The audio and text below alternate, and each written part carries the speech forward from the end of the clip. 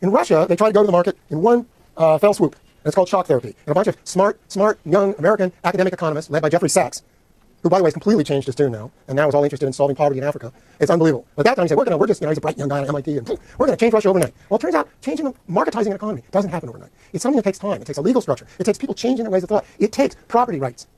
It takes all kinds of things that have to be developed. Now, the Chinese have done it to a large degree over the last 30 years. Very successful. But Russia just went, boom, we're going to do it all at once. And what they got was a disaster. They stopped planning. They started privatizing assets, which they got themselves a number of mega billionaires. The state virtually collapsed. The army, the military, the protection for all its nuclear plants, all that starts to collapse. The whole thing starts to fall apart, and widespread poverty. The catastrophic, the fall in GDP in Russia after the 1990 was catastrophic. It was like it was worse than the Great Depression in the United States. It fell apart because there was no way to knit the economy together because the market hadn't taken hold. Now, the human toll of this is catastrophic. There's income falling in Russia, per capita income, and there's life expectancy collapsing. Look at that. Very few modern countries have their life expectancy go down. Even with obesity, America's life expectancy is not going down. Okay, so this is catastrophic. Now, Russia has recovered, but it's almost entirely on the export of primary products, mostly oil and gas to Western Europe. And the state has been reconstituted by Putin to be a controlling state, but very authoritarian, and it makes its money through owning Gazprom. And, of course, it keeps it, being a state, we'll talk about this more, has to prove its muscle by conquering small, dependent states like Chechnya and killing obstreperous journalists. Now, in China, it's going to be different. Communist China provided... Now, Communist China is there, and it's going to be undone. The communes are going to be undone. State enterprises are going to be slowly undone, and so on. But don't believe, again, there was no economic progress under Maoist China. There was quite a bit. But it really takes off with the reforms. And reforms are the unleashing gradually of the market, of profits, of property, all these business enterprises, the things we associate with the market and capitalism. And it remains under a strong state guided from the center. They refuse to follow the Russian example. They did it their own way. And, of course, there's still no real political freedom as a result of this. But what they do is they decentralize the state at the local level, and it's the local governments that are really the partners with the rising business class, and the ones who do all this development of the cities and so on is all done in partnership with local governments who are totally freewheeling and boomers and absolutely enthusiastic about money-making, profitability, land rents, and so on. Okay, so they got the market buy stages in the 1980s. What the hell is that? That's something I stuck in there and I didn't realize it was alive. Anyway, they first transitioned in agriculture with what was called the household responsibility system, the village enterprises. This starts in the 80s, and it starts to really tick and move, and people are getting better off, and the villagers, especially in the East, really like this, and the marginal areas don't like it as much because they don't have a chance to really earn a lot of independent surplus. But in the rich areas, they do better. That is the rich agricultural land. They do better near the cities. And then they start experimenting with export zones and bringing in foreign investors. Japanese companies start building cars and so on. And then the state-owned enterprises, they start allowing to start building new things. All in the beginning, mostly what their industrialization in the 80s in China is mostly bicycles, refrigerators, simple air conditioner, things like that. In the 90s, they start to go to profit, and they start letting their state-owned enterprises go on a profit basis, and some of them go under. A lot of them go under, leaving a lot of people with no work, no home, and so on. Village enterprises, a lot of them go under. There's a big recession, first in the early 90s and another one in the late 90s, that wipe out a lot of these early enterprises. But that's the road to capitalism. You've got to wipe out the old if it doesn't perform. That's what the handloom weavers, that's what happened in Britain in the early 19th, late 18th, early 19th century. In China, the equivalent is the wiping out of the village enterprises and the state-owned enterprises, whether they're making steel or air conditioners or bicycles or tires or whatever it is. But then they start getting the double-digit growth in the 90s. Boom times. And it really takes off. And then in the 2000s, foreign trade really opens up, and China joins the WTO in 2001, and you get these unbelievable growth rates of exports. And these China, 4 of the 5 biggest ports in the world are in China now. Why? Because they're sending all their manufactured goods over here. New global division of labor, and that brings me to this point, which is now, for the first time, instead of the U.S. and Europe being the centers of world trade, we got East Asia setting the tone. And I could say this about Japan as well, and I will when I talk about resources. I have a nice slide about that. But China's demand for natural resources is unbelievable for the last 10 to 20 years, but certainly in the 2000s, in this millennium, with the demand for iron, copper, soybeans, oil, whatever, name it, rare earths. Now everybody's into rare earths. Why? Because of the Chinese demand. And this demand is, you can see, is skyrocketing in this chart. That's some composite. And this demand is linked to large portions of the global south. Now, of course, we don't talk about the third world. We don't talk about first world, second world. That was the old capitalism, communism, colonies, ex-colonies. That was first, second, and third world. Now we say global south. Well, why? Because a lot of the global south is developing. And if you put China in that, China is dragging along a whole slew of countries. Latin America has just had wonderful growth in the last decade, right? What is that based on? Outside of Brazil, it's based on almost nothing except selling oil, soybeans, fresh fruit, copper, tin. That's what they do. And they've done very well off of it. China is now the engine of development for large parts of the world. That's a picture of Perth, Australia. It looks like Manhattan, for God's sake, in the 19th century, doesn't it? And that's all mining money in Western Australia. Africa, after doing horribly for about 20 years in the late 20th century, is now starting to grow. It's been growing kind of 5% a year. And everything's like, Africa. No, Africa's been growing. And one of the big reasons for this is the world demand for resources and rising resource prices, which Africa has a great many. China is the new workshop of the world. The way they called Manchester, England, was the workshop of the world. We'll talk about this more next time. And also when we talk about industry and offshoring of industry and so on in part 2 of the course. So you'll get a couple whacks at this. Okay, finally we come to the final frontier to wrap up today's lecture. What's happening to the commodity frontier today? Is that something that happened in the past? You got primitive accumulation. Yeah, it's unfortunate, those enclosures in Lancaster and Scotland and Sweden and so on. But, that's too bad. But a lot of those people left. They went to the United States. They were better off. So be it. Yeah, a few Irishmen, a couple million starved to death. But that was when Ireland was turned into a sheep run by free trade. And then over the next, what people don't know about Ireland, there were 8 million people. 2 million of them starved to death right after free trade was opened up. Of course, there was a potato blight, and you're all told that's why they starved. Well, they starved because the only thing they could grow was potatoes. Because they were growing wheat to export to England and potatoes to live off of. And they've been multiplying in these little teeny farms. And when the potatoes died, they had nothing to live off of. And when free trade came in, they didn't have a protected market, so they had no market for their wheat. So they were annihilated. Over the next 30, 40 years, 2 more, I think another 4. well, somewhere like that, 2 to 4 million Irish leave for America or the cities of England. And by the late 19th century, Ireland's back to the population it had in 1800, before that boom in wheat. And you thought population was just because people bred like rabbits, the way Malthus taught you. But gosh, it seems to be economic. By the way, why is Java one of the densely populated places in the world? Is it just those Indonesians like Nookie? No, it's Dutch. The Dutch systematically developed the labor force and population. They had policy to encourage, that had to do with agrarian property ownership and so on, mustering of the labor force when they controlled Java. That's another story. Okay, so with the triumph of capitalism, we get commodification of everything, continued dispossession going on around the world, and continued geographic expansion, which of course makes us wonder, is there any limit? Is the world not finite, or is it infinite? And therein lies a huge battle going on in our time, about climate change, especially. So, the final frontiers. Let's just nip through these, because I think you're aware, or should be aware this is going on. The last peasants in the world are rapidly disappearing. The last great sources, the huge sources of peasants left in the world, is about 1 billion people in India and China, in the villages. But they are rapidly undergoing change. I was recently in India for a conference, and people were talking about, journalists, this conference, talking about how in the villages, the younger generation, they have cell phones, they have access to the outside world, they want things, they do not want to be peasants anymore. This sounds an awful lot like what's happened again and again around the world. In China, over 150 million people, the greatest recruitment of wage labor, in case you think capitalism's almost done, or the working class doesn't exist anymore, the greatest addition to the world working class in history just happened over the last 20, 30 years. There's 150 million new people recruited from the boondocks in China to go to the east to be industrial workers.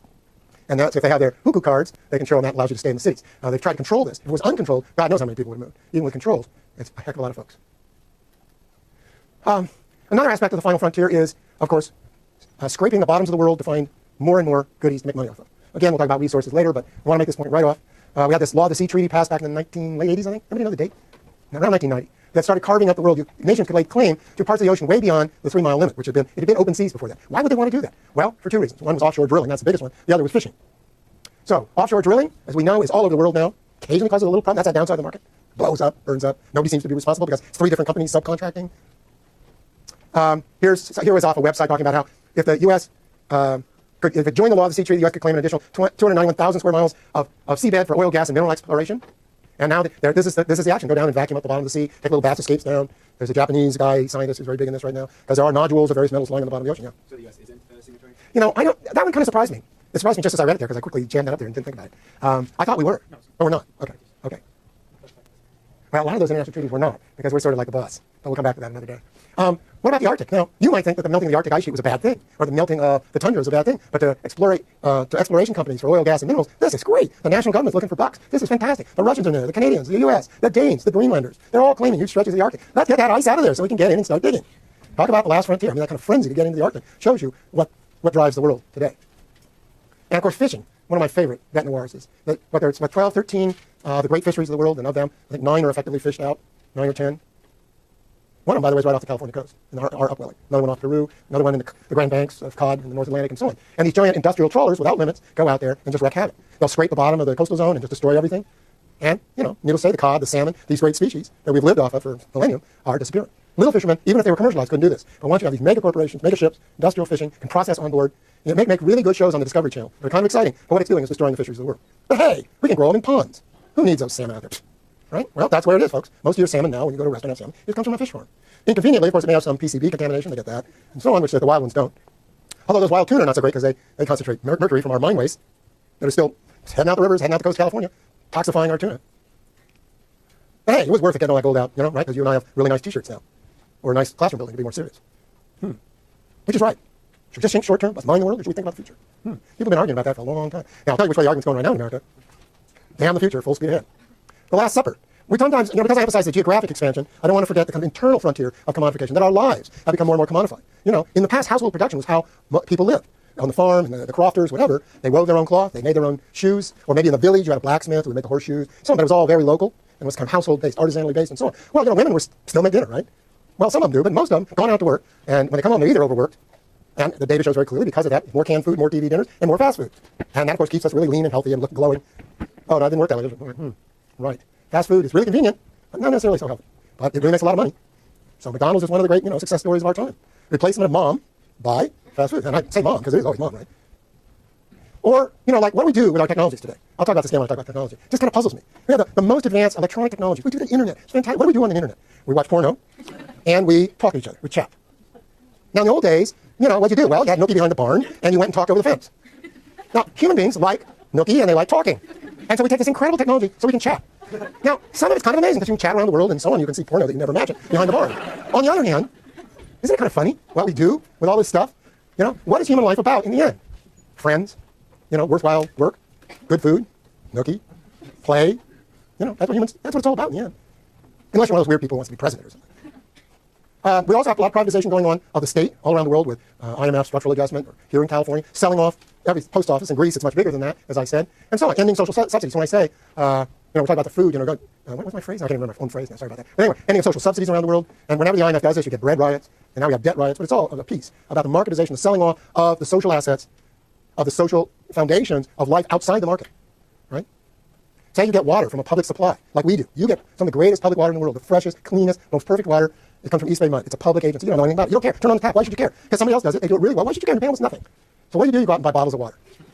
Now, what could be stupider than bottled water?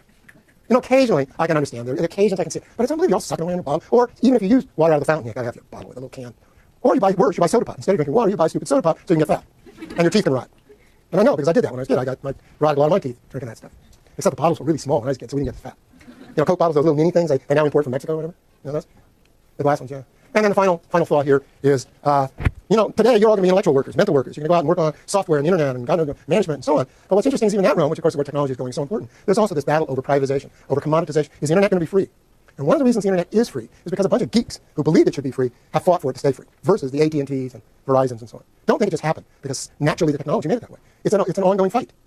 And interestingly enough, the geeks who made it that way largely came out of the Bay Area, who largely came out of communes in the 60s. There's a whole book on this. It's called From Counterculture to Cyberculture by Fred Turner, also from Stanford. Very nice guy, very interesting book.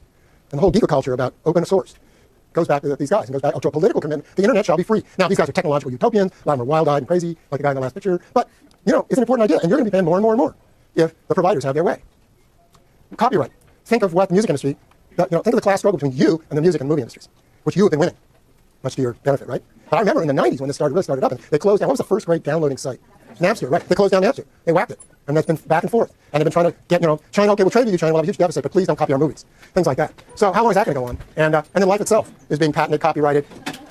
And what does that mean for your future? Pretty bizarre. Bitcoin will never die. And of course, in the end, is getting your life through commodities actually making you happy. Okay, that's enough for today.